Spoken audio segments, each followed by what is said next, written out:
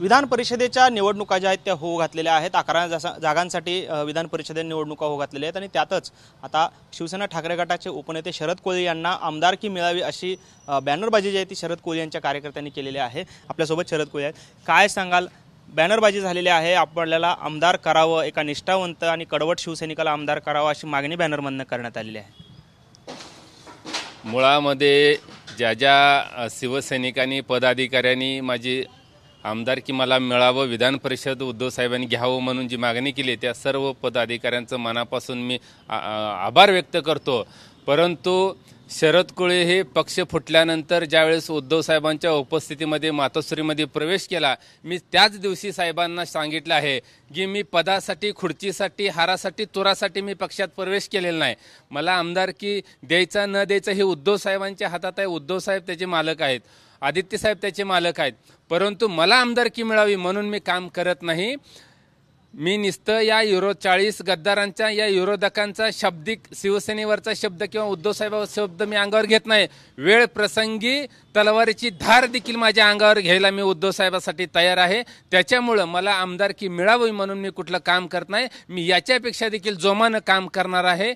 आणि मला अनेक लोक रेसमध्ये आहेत, त्याच्यामुळं उद्धव साहेब निर्णय घेतील की कुणाला आमदार करायचं, कुणाला नाही करायचं। पण कार्यकर्त्यांची इच्छा आहे की माझ्यासारखा कडवट शिवसैनिक, धाडसी शिवसैनिक, ज्यावेळेस गद्दारी झाली त्यावेळेस अनेक लोक काय भीतीपोटी थांबलेले होते, गप्प बसले होते, पण मी असतील, सुषमाताई अंधारे असतील, भास्कर जाधव असेल, संजय राऊत साहेब असेल, या लोकांनी या विरोधकांना चारी मुंड्या चित केलेला आहे आणि दाखवून दिलेला आहे की उद्धव साहेबांचा कडवट शिवसैनिक, निष्ठावंत शिवसैनिक या 40 गद्दारांना पुरून उरलेत।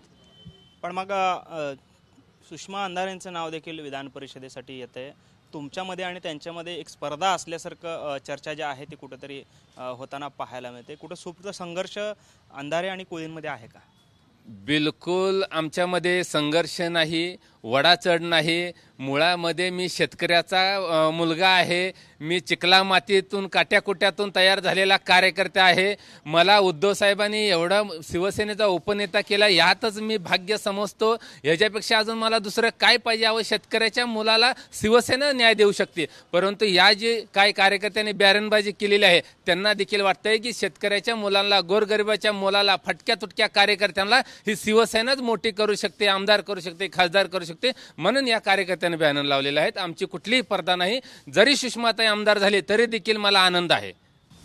पण पाहतोय हे होते शरद कोळी आणि मी आमदारकीसाठी नव्हे तर पक्षासाठी या पक्षामध्ये आलेलो आहे, तर उद्धव ठाकरेंवर होणारा प्रत्येक वार झेलण्यासाठी मी तयार असल्याची प्रतिक्रिया शरद कोळीने दिली आपल्याला पाहायला मिळते। कॅमेरामन विनोद उमनाबादकरसह सागर सुरवसे, TVNN मराठी, सोलापूर।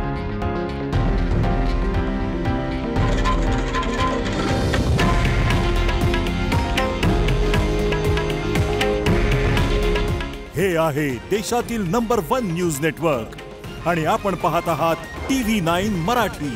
काळजी तुमची, हित महाराष्ट्राचं।